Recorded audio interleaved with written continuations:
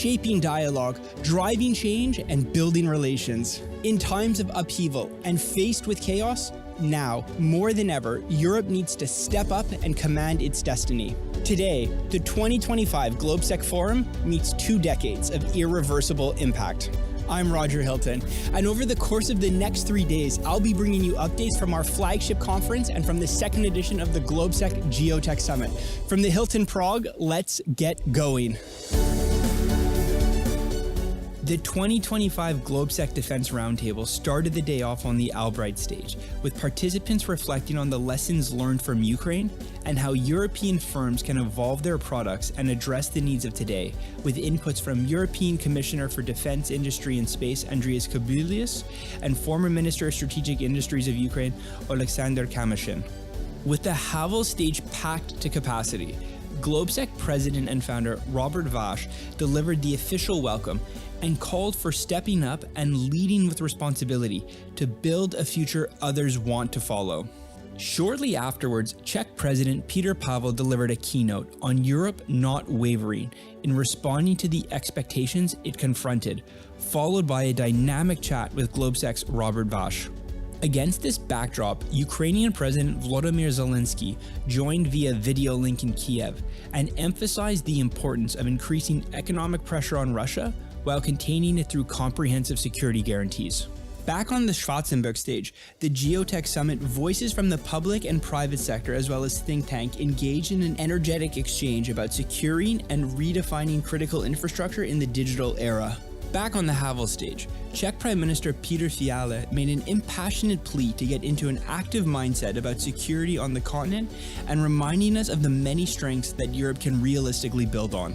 A timely and informative chat on the future of UK-EU relations in a volatile world yielded a lot of hope for close engagement in a time when integrity of European security and defense is essential. European Investment Bank President Nadia Calvino outlined her vision for financing Europe's future that looked to support the whole innovation cycle and partnering up with the private sector.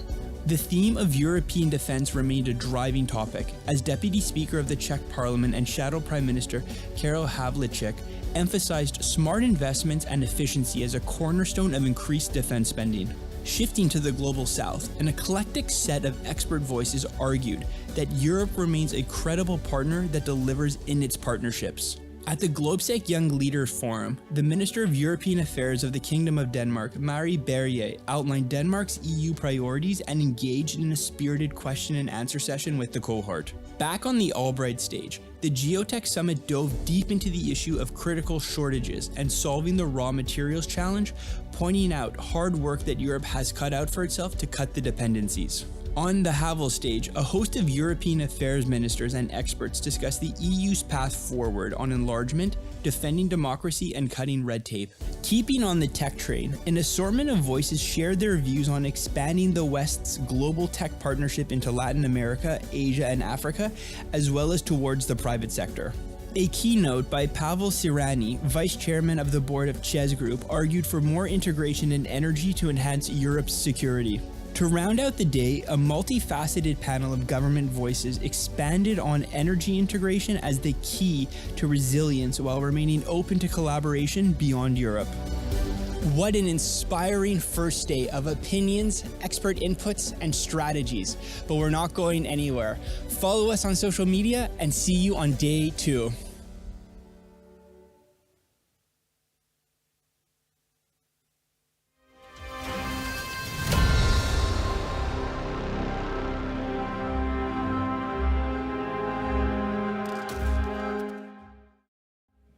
Good morning, everyone, and welcome back to the Albright stage for day 2 of GLOBSEC 2025. If you didn't see me yesterday, I'm one of your MCs. My name is Latika Burke. I'm a writer-at-large based in London for the Nightly Australia. Well, it was a beautiful evening last night at Prague Castle. I think I see some faces of those who were there. And the presentation of the awards to Andrius Kubilius, the European Commissioner for Defence and Space, and Tomáš, Czech diplomat, and of course Czechia's National Security Advisor. Today we continue on all of the 3 stages. So the Havel downstairs is the main stage, we have the Schwarzenberg stage, and of course right here the Albright stage. I'll be hosting a panel here later on decarbonisation, so I hope to see you back for that too. There's loads of sides events happening around the hotel. You know where to go, you know where to find them, and slip in and out of those if you see them as you like. And tonight everybody is invited to the cocktail party at Zoffen Palace, and there'll be buses leaving for that. So you will get that information later on in the evening. You're all welcome to join, and hope to see you there. So to start with today's panel, we will have a subject discussion of reassessing NATO's deterrence, a strategic perspective, and I can see why the room is packed out for this one. To open this panel, please welcome your moderator, Tomáš Nagy, Senior Fellow at GLOBSEC. Thank you, Tomáš. Thank you very much. Good morning, ladies and gentlemen. Thank you very much for coming to this fantastic forum and joining us for this day, full of really interesting discussion. Second day is usually the best day for those who are interested in defense, so I think you are at the right place. I am a fellow within the Defense and Security Program, and I had a privilege and pleasure to lead GLOBSEC's work on NATO nuclear deterrence over the course of the past year. And we have produced a report which we think is really interesting, and we would like to offer you to read and to engage with. It's a result, a couple of works on probably, let me start with methodology and answering the obvious questions, why? Well, for such an audience, it's a pretty easy case.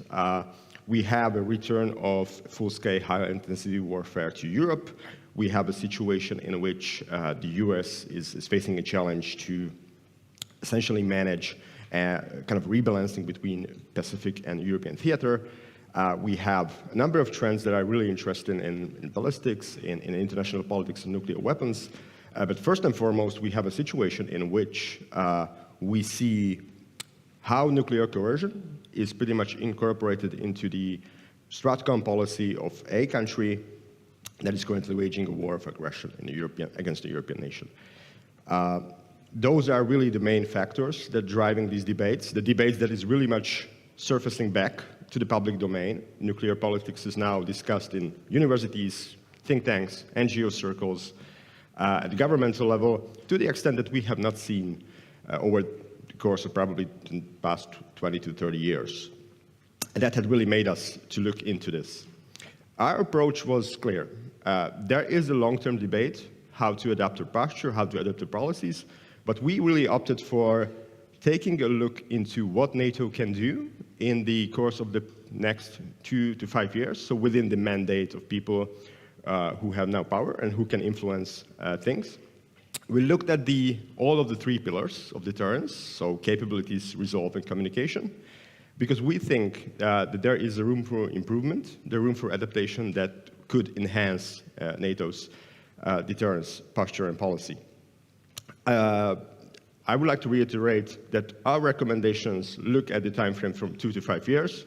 So obviously there are some limitations of what can be done, and there are some limitations of what can possibly be done.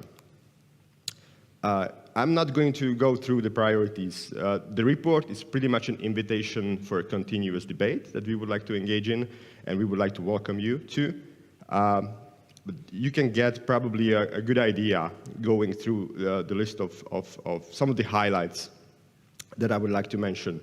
The good news is that the debate is a continuous one, an ongoing one, and right after my intervention, you will have a stellar lineup of speakers who will contribute with, I would say, a broader set of perspectives on how NATO should be framing its deterrence policy. Important element, the theme of this conference is scaling up our work in Europe, and that's very much relevant to NATO's nuclear deterrence policy. We honestly believe that we have a framework within which we can do the best of possibilities. But definitely, Europe can and should do more. Also, in terms of how we manage the distribution of tasks and how we manage burden sharing within a nuclear deterrence policy within NATO. One thing to recognize, NATO has changed over the course of the past 20 years significantly. We have a completely different geography, not just a different set of challenges. And there is a potentially upgraded role that new members can play.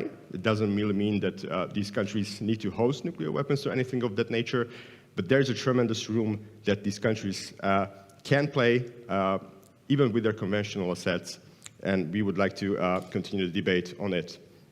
A couple of key recommendations. Obviously, you can see these. These are the part of the broader framework. If you want to read and get more into it, and I would really welcome you and invite you to do that, you can read the report digitally.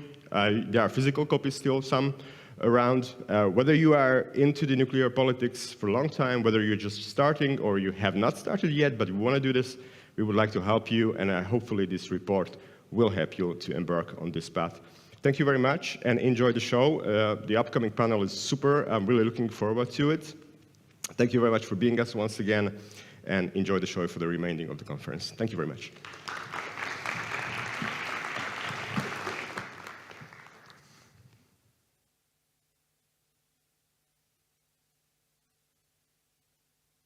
Ladies and gentlemen, please welcome the moderator of the next session, Patrick Tucker. And now you may welcome me. Sorry. All right. I'm Patrick Tucker. I'm the Science and Technology Editor at Defense One. Thank you all for being here this morning for this discussion on nuclear deterrence, nuclear posture, NATO, assurance to resilience, adapting NATO's nuclear deterrence policy. Having this discussion this morning in Prague, incredibly fitting. Prague is a fantastic and beautiful city, and I was told recently that part of the reason it is so beautiful is, of course, the architecture, centuries old, that it retains. And part of the reason it retains that architecture is because, similar to Vienna, if you've ever been, and similar to Kyoto, Japan, it was able to avoid large-scale bombing during World War II. And that is, in part, because of the arrival of the nuclear age. More so in the Asian theater than in the European theater, but Axis was working on a nuclear weapon, the Allies were working on a nuclear weapon. Had that race gone differently, this entire place might look different. And so it's poignant to be here today. And also, there's a news cycle that I think we want some reassurance on, want some guidance on. Over the last 24 hours, of course, we saw Israel take unilateral action against a variety of different Iranian nuclear sites. This comes on the heels of a very recent, startling, somewhat impressive Ukrainian raid on Russian strategic bomber forces. A lot of nuclear saber rattling out of the Kremlin. Transatlantic uncertainty about the future of the American aspect of the nuclear deterrent umbrella. And so with that, good morning. Please join me in welcoming my guests to the stage. Mr. Jim Stokes, Director of Nuclear Policy at NATO. General Karel, Chief of the General Staff for the Republic of the Czech Republic. Brian Finlay, CEO of the Stimson Center. And John Clark, Lockheed Martin, Missile and Fire Control. Please join me in welcoming my panelists.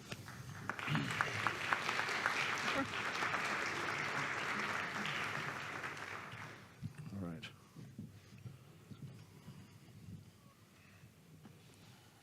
John, I'm sorry I called you Jim Banks.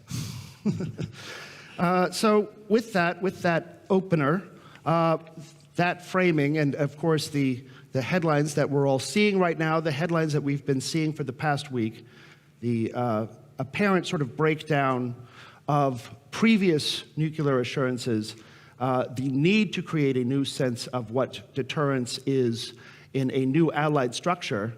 Let me start and ask all of you very quickly some reactions to what you've seen over the last 24 hours out of Israel, this unilateral strike on Iranian nuclear sites. Jim, how you feeling? Well, I was a bit surprised when I woke up this morning to see the news. Obviously, it's not quite the nuclear issues I thought we'd be talking about today on the panel, but just to start off, I do want to say thanks to the organizers for inviting me here to speak today. It's great to be back in Prague. I really do love the city. And Tomáš, that was an excellent report. I'm hoping to comment on it later on today. Really good recommendations. It was wonderful working with you in Brussels, and great to see you again. I think, on the news that we all read when we woke up this morning, I mean, it was perhaps a bit surprising to see, although there had been some rumors of this for a while. Within NATO, we've been concerned about Iran's destabilizing activities in the Middle East for a long time, as well as, its support for Russia in its war against Ukraine. I don't have anything specifically to comment about the military operation that occurred recently, but there has been a longstanding concern about Iran developing its own nuclear weapons capability, despite being a member of the Nuclear Non-Proliferation Treaty, which means it has an international obligation to not develop nuclear weapons. So I think we've often encouraged, Iran to continue with, peaceful civilian nuclear energy program and not to develop a nuclear weapon. But other than that, I don't know that I have anything to comment on that. Have you seen anything suggesting that Iran? For years, I've been covering Iran nuclear weapons development, and the thing was they were always 2 weeks away. For years, they've been 2 weeks away from the development of a nuclear weapon. It was sort of the narrative that sort of was pushed out. Had you seen anyone in NATO talking about any changes to their program recently? It seems an odd time to do it since the collapse of the Assad regime and, of course, the decimation of Hezbollah. It seems an odd time to accelerate their nuclear weapons program. Well, I think that there's been a variety of different estimates over many years, if not decades, about how long it might actually take Iran to develop a nuclear weapons capability. And again, without going into any details about that, but the timing of this operation or anything else that's being done, it's really not for me to comment on as a NATO official. But certainly we are, continually to watch the situation overall in the Middle East, the ongoing conflicts that are happening there, and we'll continue to monitor the situation. Okay. Very quickly, Brian, I wanted to see if you had any thoughts on the news of the last 24 hours and how that affects global stability around nuclear deterrence. Well, Patrick, to me, it's a little bit less surprising that that we are where we are. In truth, I think the Prime Minister of Israel has been very clear and quite precise in warning that this day was in the offing. I think in some ways the more troublesome and interesting question is, what is the fallout? What comes next? I think, the U.S. President Trump was very clear in the days leading up to these strikes that he did not want to see these strikes, that they are in a period of intense negotiations with Tehran. And so I think we are entering into what is clearly a much less stable place, not just with Iran, but I think with, from Washington's perspective, with America's allies in the region as well. Yeah, I thought that Secretary of State Marco Rubio's statement pointing out explicitly the unilateral nature of these strikes was somewhat telling. So very briefly, before we move on, anyone on the stage, does anyone think that these strikes make the world more stable, particularly from a nuclear deterrent perspective? Raise your hand if you, I think it does make it more stable in that I'm sure the Israeli strikes were effective and will push out the chance of Iran having nuclear weapons. But Patrick, I'd like to also point out that part of the news story was the incoming 200 to 400 drones that Iran has launched. And it just highlights the importance of having an effective integrated air and missile defense. Now, the Israelis, of course, have Iron Dome and Iron Beam now. But from a Lockheed perspective, the PAC-3 and THAAD system, both hit-to-kill technology, are very effective against ballistic missiles and cruise missiles. And that, of course, Iran is going to retaliate, so having that strong air defense is really important. Yes, and I think we do want to get into the future of a variety of different missile defense regimes, particularly for the European theater, very important right now. And all of the news out of Washington as well about the construction of large-scale missile defense under the Golden Dome regime. Different aspects of that. Much of Golden Dome already exists, and some of it seems a bit more speculative, but it is an ambitious idea. Let me stick with you, Jim, real quick, and move on to Europe. NATO's nuclear posture still relies very much on US-based nuclear umbrella. What are the conversations that are happening right now in NATO about the credibility of extended deterrence if the U.S. were, for instance, to scale back forces perhaps in Germany, which might require them to move nuclear weapons out of Germany, further putting emphasis on that French nuclear umbrella? How do you see the conversation happening within NATO? Well, First of all, I mean, it does rain a lot in Brussels, but we don't typically refer to a nuclear umbrella. We have umbrellas for all the rain that we have there. And just because it's kind of an artificiality that's used in the public domain, but it also leads to a lot of criticism that we've received from Russia and China about the way that we have the different components of our nuclear alliance, where we have 3 different nuclear powers with the United States, the United Kingdom, and France. And yes, the U.S. does provide an extended nuclear deterrence commitment. The United Kingdom has also dedicated its nuclear weapons for the defense of the alliance. France's nuclear capabilities are independent of NATO, but they do contribute to our security. But this idea of this nuclear umbrella, unfortunately, has been sort of twisted by some of our strategic competitors to make it seem as if some of our non-nuclear allies, to include Czechia, Slovakia, and 27 other states, that they're somehow part of something that they aren't, that they somehow have control over nuclear weapons, and it's just not the case. But to get to your question, though, there's been a lot of speculation, I think, in the press about, is the United States going to change its extended nuclear deterrent commitment? And I actually don't believe so. Obviously, I have privy to conversations internal to the alliance. I think the United States has been extremely clear that there is nothing changing with regard to its nuclear deterrence and its commitment. That includes its posture within Europe, it includes its commitment to the allies, and it's also about the commitment of our European allies in Canada and how they also contribute to the nuclear deterrence of NATO, how the United Kingdom has continued to do that. We saw the recent strategic defense review that came out of the United Kingdom. I think over 100 times that nuclear was mentioned within that report. And France is very strong as well, although it contributes in an independent way, but it also contributes to the security of the alliance with its nuclear forces. And what we've seen is actually, instead of France pulling other allies away, actually I think what they're doing is very much additive to what we have within NATO with our nuclear deterrence. And so there is an ongoing conversation right now about increasing defense spending and how we're able to develop the military forces we need to be able to support our defensive plans. But I think that actually is also very supportive of what we're doing in nuclear deterrence, because they very much go hand in hand with each other. Nuclear and conventional forces are not necessarily separate per se. We do treat them separately, but in our overall strategy, we have to have both, especially when you're looking at a nuclear armed adversary like Russia, which has an integrated nuclear conventional strategy, and we can see how they're trying to be very coercive. So as we're spending more money on conventional military forces, even from our non-nuclear allies, that has a direct supporting effect, if you will, on nuclear deterrence. Yeah. So let me take that, because you mentioned Russia and their nuclear coercion, and that relies on a wide spectrum of different nuclear threats. There's the threat of small-scale tactical nuclear weapons. They have a variety of new, highly maneuverable hypersonic delivery platforms that they've tested and coincidentally have been shot down in Ukraine by U.S. Patriot missile systems, which is fascinating. But that is a full sort of scale of different nuclear threats. And General Řehka, you've described the threat from Russia as both long-term and structural. How can smaller NATO countries on the eastern flank think about deterrence in the shadow of potential tactical nuclear weapons use? How are you talking about this with other people in your region and also with other smaller countries in the eastern flank to create a unified deterrence structure for these different sorts of tactical nuclear threats?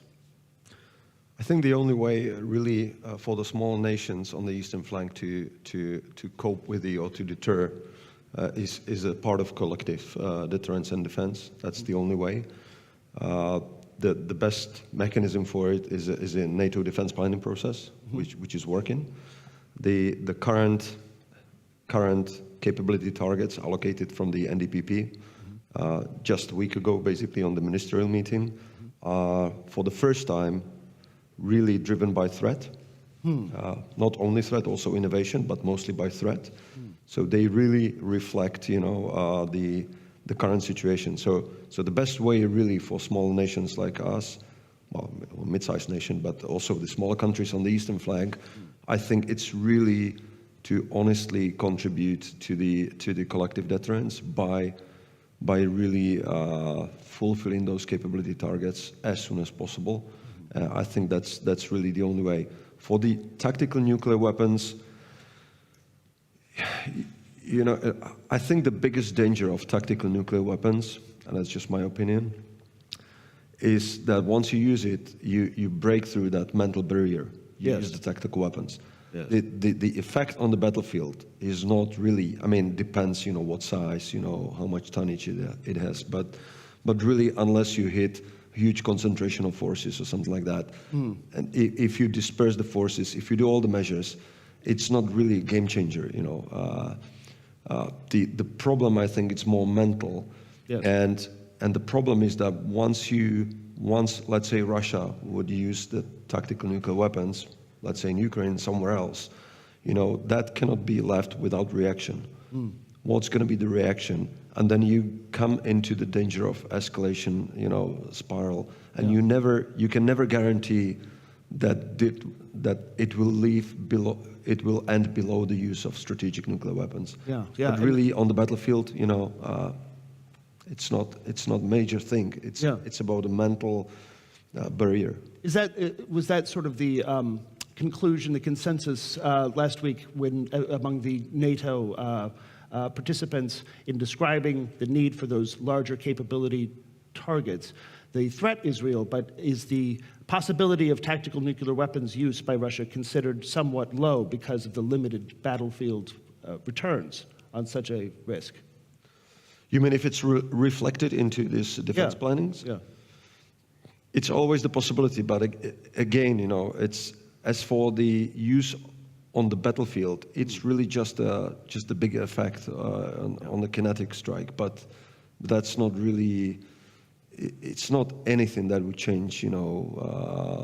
Let's say if the Russians used the tactical nuclear weapons in Ukraine, would it change the course of the war? Probably not. Yeah.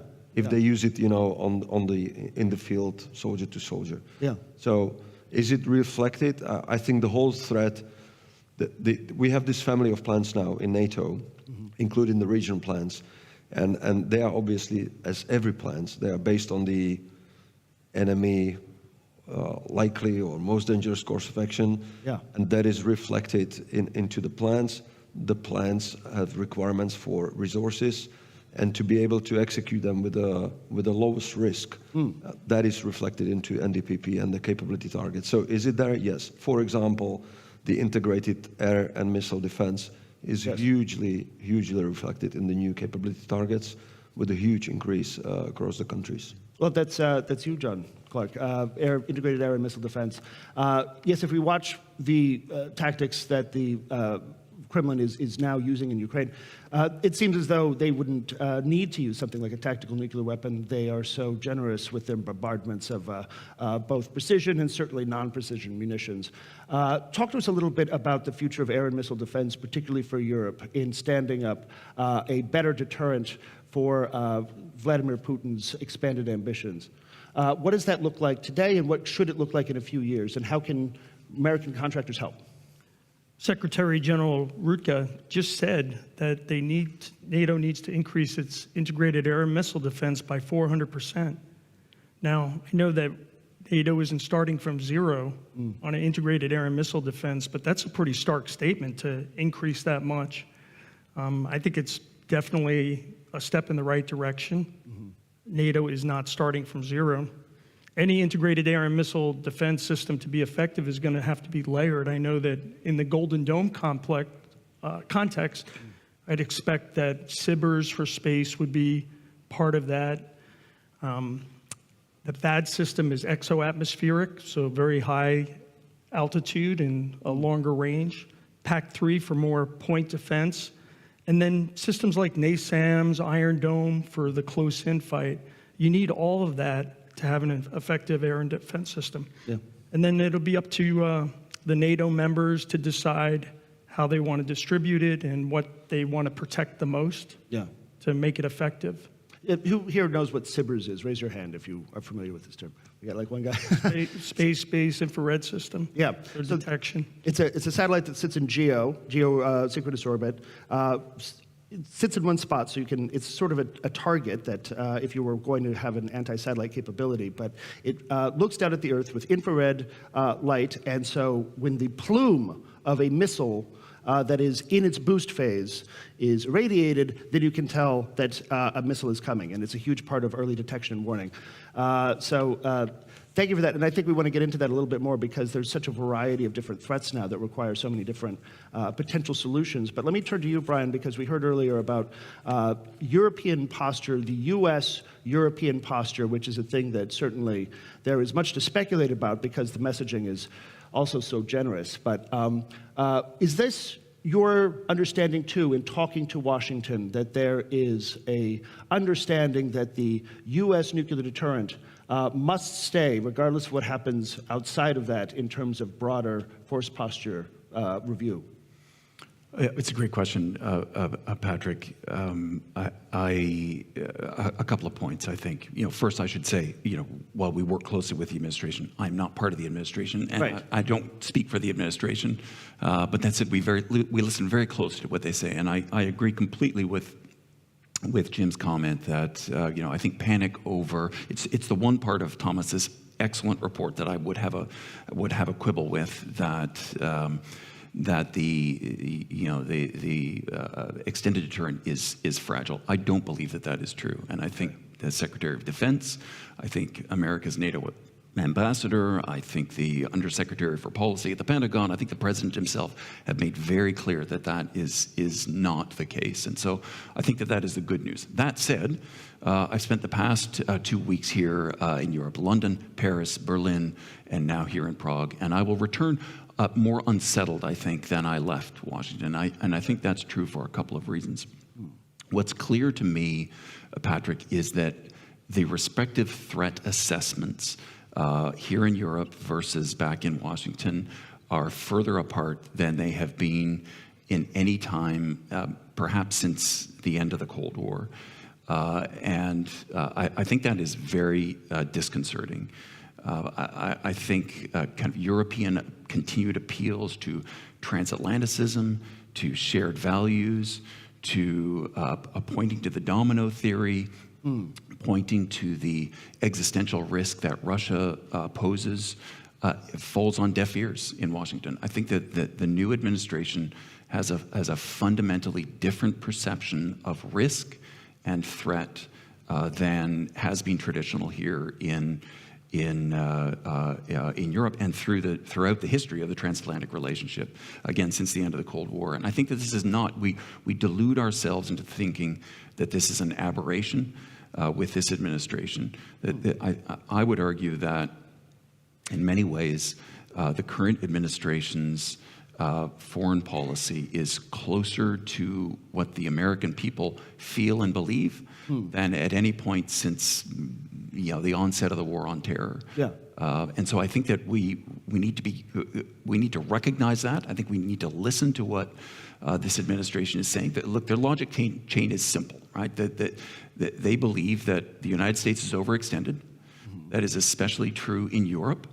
That Russia is not a substantial risk. Again, I'm speaking for what I'm hearing from the administration, right? It is not a substantial risk, let alone an existential risk to American security. That the domino theory is, again, there is not deep resonance to that. To the idea that the dominoes are going to fall and end up in Washington or in the United States. I think we saw that quite vividly in the jarring interaction between Zelensky and President Trump. Yes. The turning point really was, if you remember, in that exchange, was really when Zelensky noted that the war will eventually be felt in the United States. That's when the president of the United States got visibly agitated at that point, and that yes. I think should tell us something. And it should be informing our messaging on how we engage with Washington. So on this, there's one thing which is what the American public feel and believe, and every day I'm confronted by different things that the American public feel and believe, sometimes about me personally. But it's to speak to this contrast in conclusions. This is based on information. Like, does it seem as though the European NATO allies are making decisions, reaching a level of urgency because they have different information or different credibility in that information than the United States? Like, or what? How do you explain this this gap in understanding the threat posed by Russia? Well, look, I think there's a geographic reality, to be sure, right? That you're just closer to the threat than obviously Washington is. And so I think that is a part of it. I think, in truth, this drive within Washington to move away from burden sharing to what the Secretary of Defense has called quite clearly a division of labor, a division of labor, that they believe that China is the growing threat, that American resources are limited, that therefore there needs to be a pivot. The pivot is real this time, I think, to Asia. And there is a belief that in this division of labor, Europe needs to carry a wider load, with the exception, as Jim, I think, pointed out, on the nuclear front. I think there we are seeing, will see strategic investments in, we're seeing in the big beautiful bill already, increases in defense spending. I think that will accrue to the benefit of Europe, even if tangentially with strategic investments in sub-strategic nuclear weapons. I think a modernization that will both benefit, obviously, America's efforts to counter China, but also certainly here in Europe. Yes, the administration is going to spend a lot of money modernizing the nuclear triad. Those are the bombers, new bomber prototype out there, going to extend that, new nuclear submarines, and of course, new intercontinental ballistic missiles. So a lot of money modernizing all of those things that are from the Cold War. But let me turn to you again, Jim, and then I want to get into a little bit more on the European theater and what deterrence really looks like from the perspective of building. So you've just heard this. Given the gap in understanding of urgency, and also your emphasis that the U.S. is committed to its extended nuclear deterrence, does that place more pressure on Europe, though, to develop potentially something of an alternative? Does that create more interest, for instance, in the French nuclear deterrent as extended? And could a more integrated European nuclear strategy, possibly led by France, serve as sort of a backstop if political will in the U.S. were to falter, or if there was something else that could happen to fracture NATO cohesion? Well, I think it's an interesting discussion that's been had in the expert community and the press over the last, let's say, 5 months or so, about is there sort of an alternative to what we have within NATO with our nuclear sharing arrangements and the way that the United States has committed its nuclear weapons essentially to the defense of NATO. They've been here since 1954 in a variety of different ways and numbers. But this discussion about whether allies should start to look to partner more with France, or is it with the United Kingdom, or should they develop their own nuclear capabilities? I mean, perhaps it's interesting to kind of have this discussion. I think it has been perhaps reflective of, at first, some uncertainty about the U.S. commitment, which I think has been much more clear in recent months.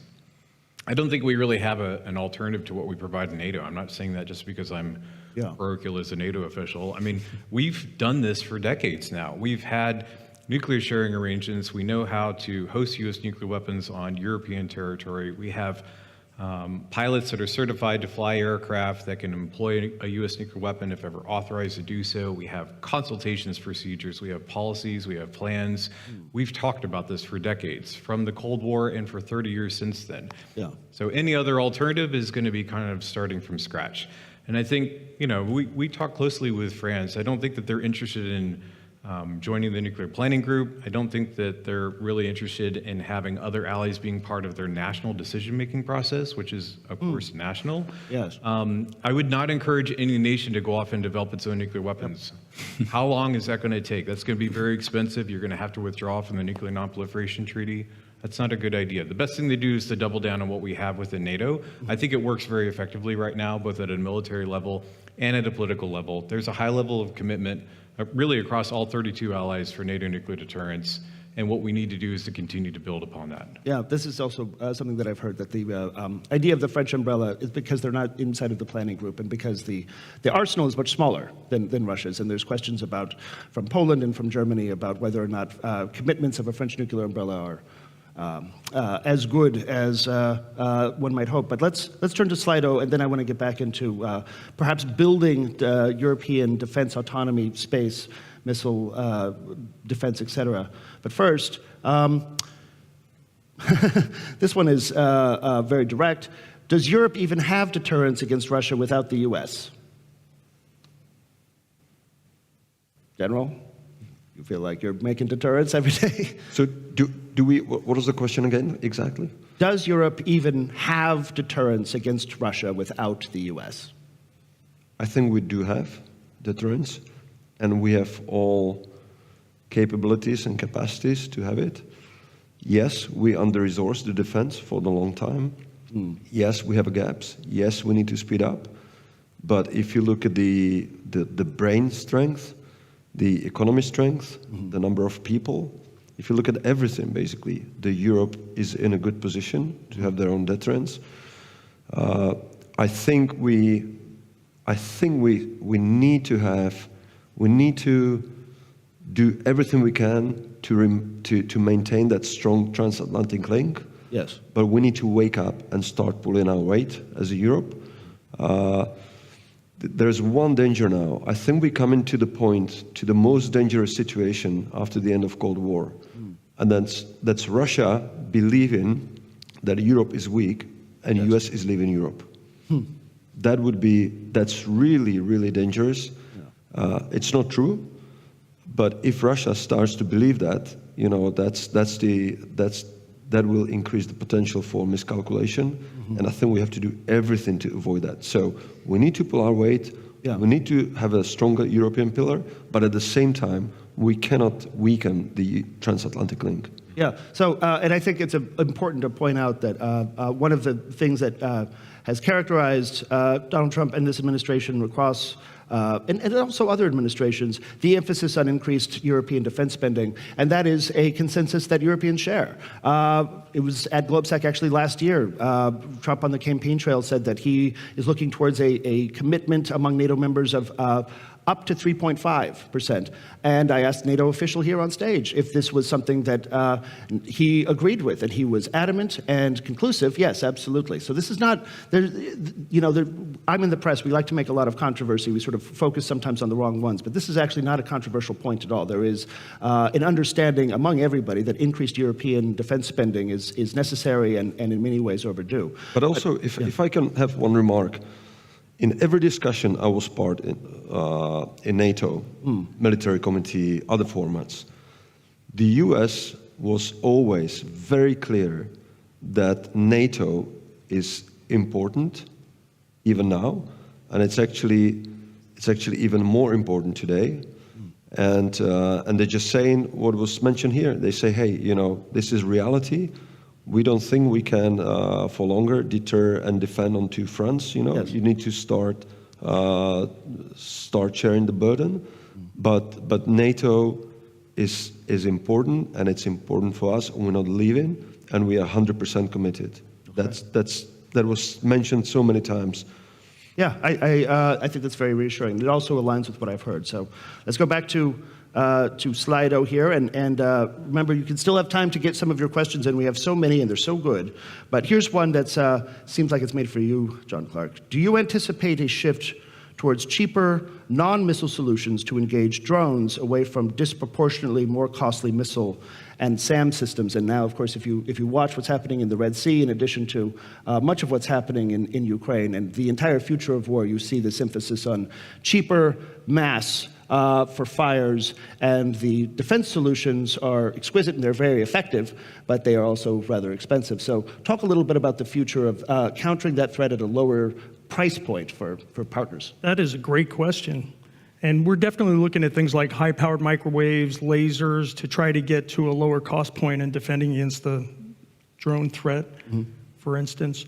But I would say that for any government, any military, that going with a high-low mix is probably the most effective, that you do need some of those exquisite systems like a PAC-3 or THAAD for intercepting ballistic missiles, but at the same time you could have the lower end, perhaps lasers and the microwave to defend against those threats, or even something like NASAMS. Right. So, and Golden Dome sort of is an attempt Golden Dome is many things, but one of the things is integrating already existing capabilities into a kind of new structure, and so there's already a lot of things that exist on the ground in terms of things you shoot from the ground to hit the missile. There is growing interest in space-based satellites, not just SBIRS, but a variety of different layers to track highly maneuverable hypersonics as they move around. And one of the aspects of Golden Dome is the potential of a kinetic entity in space, so little satellites that either shoot missiles or become ballistics and then intercept the missile as it's flying out.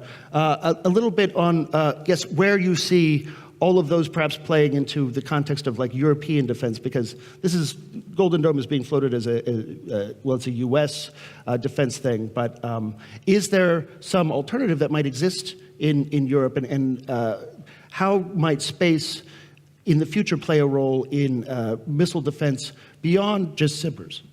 So I do think that once you're talking about space, that it does generate more than just a U.S. solution, because it can be regionalized from there. I don't think it's a really new concept. I mean, Ronald Reagan going back to SDI and brilliant pebbles. So technologically, these ideas have been out there and looked at for many decades. So from space, those seem to me the most fruitful areas for Golden Dome. Mm-hmm. Now, I'll just say about Golden Dome, the U.S. government under Space Force has the lead for this, and they put out RFIs. Lockheed was one that we were happy to respond to that RFI. We hope that we're a part of the solution for Golden Dome. I think with the timeline that was stated, within 3 years, that it would most likely be some type of phased approach, and the first phase would be with existing systems.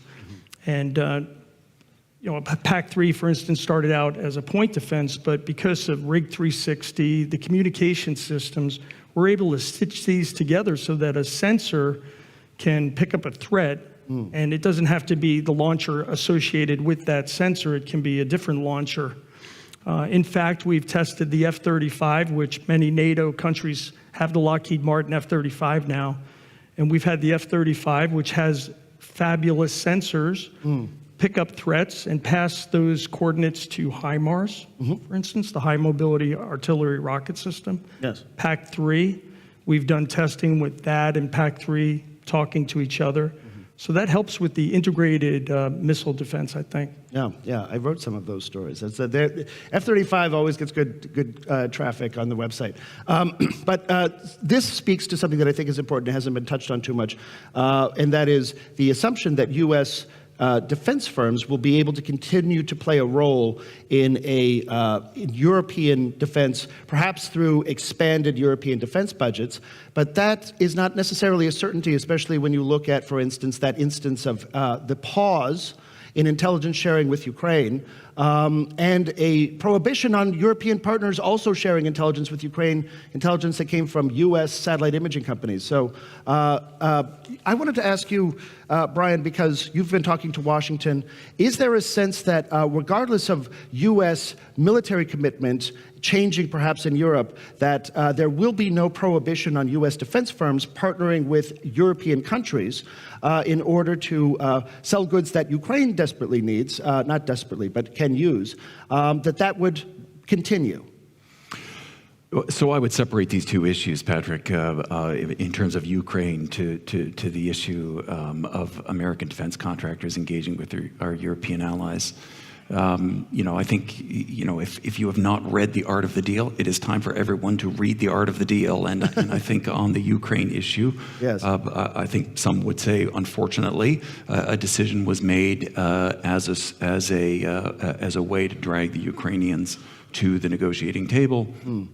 And so I would separate that from this wider issue. I think in the president's mind, he would love to see American defense contractors being the provider of enhanced military equipment to our European partners. I think that there are other heads in the administration who recognize that may not be possible, but there certainly will not be a prohibition. In fact, I would say, at least in the president's mind, there will be a great encouragement to try to sell American products here in Europe. Yes. Can I just add, yes. We're already embedded in European industry. Sonar in Spain, provides parts for our PAC-3 missile. We have an MOU with Rheinmetall for GMARS, which is our HIMARS launcher in a new design with 2 packs instead of 1 on the Rheinmetall vehicle and integrated, interoperable with NATO. We have an MOU with Terma. Just, that's one company. There's so many of these partnerships going on and being developed, and all under the auspices of the US government and whatever government, whether it's Germany, France, their approval. It's always government to government on these for approval. Okay, that's encouraging. I want to go back in the little time that we have left. General Řehka, question for you specifically. Do you think the Czech population and politicians would agree now to have parts of missile defense systems in Czech Republic, unlike in the 2000s? Do you think the political support for aggressive missile defense and even the presence of missiles in the Czech Republic has changed? The political support with current government would definitely be there. Okay. The public support, I think, is bigger chance than before. I think there was general support before, but it wasn't sufficiently explained, and there was a lot of disinformation about that at the time.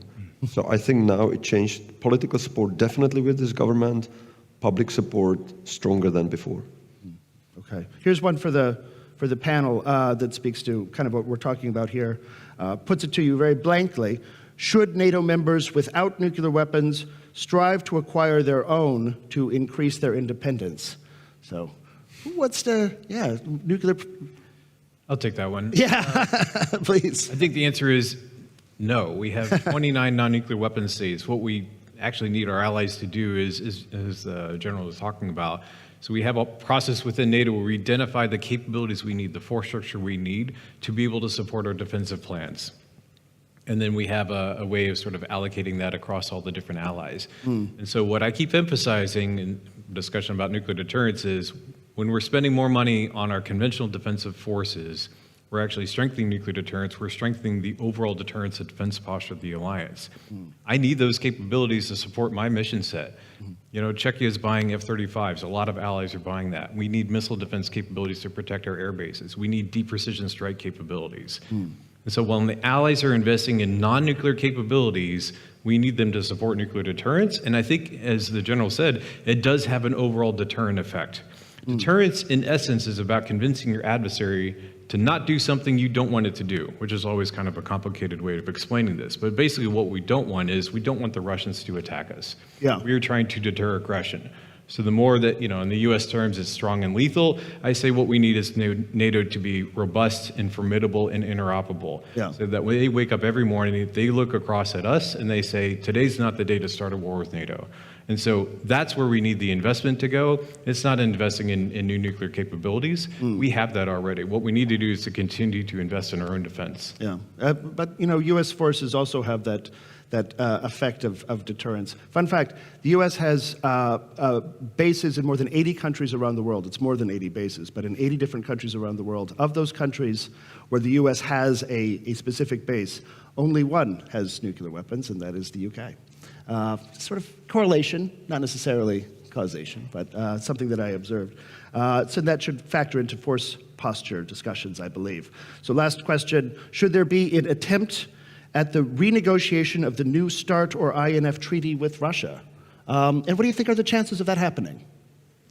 What do you, Jim? And also, yes, Brian, if you have a note on that, I would just say real quickly, just the New START treaty, which is a bilateral treaty between the United States and Russia, it will expire in February of 2026, so next year, and it cannot be renewed by the terms of that treaty. But I think there is an opportunity to perhaps, you know, look at a follow-on treaty that could be negotiated, or maybe some sort of a political agreement to stay at the level of deployed nuclear warheads. And I think it's really encouraging that President Trump has said that he's interested in arms control and nuclear arms control, and not just with Russia, with China as well. I think it's time for us to put proposals on the table and see how they respond to this. Are they actually going to be interested in this? Will China actually finally engage in nuclear arms control? Because right now, I see quite the opposite. They continue to expand the number of nuclear weapons that they have at a fairly high pace. I think it's fairly concerning. So I think it's good that we're trying to engage in arms control. Brian, really perhaps quickly. your thoughts? Yeah, I agree completely with Jim. I mean, look, I think it's encouraging. We heard the president say just a couple of days ago he would love to see a world without nuclear weapons, right? As every American president has said Yes. in recent memory. So agree completely with Jim that I think the U.S. administration is very open to it. But I agree as well that the prospects for success, at least in the near term, are quite distant. Quite distant. Well, ladies and gentlemen, please join me in thanking our panel today for a fascinating discussion. I'm very grateful we had it. Thank you all as well.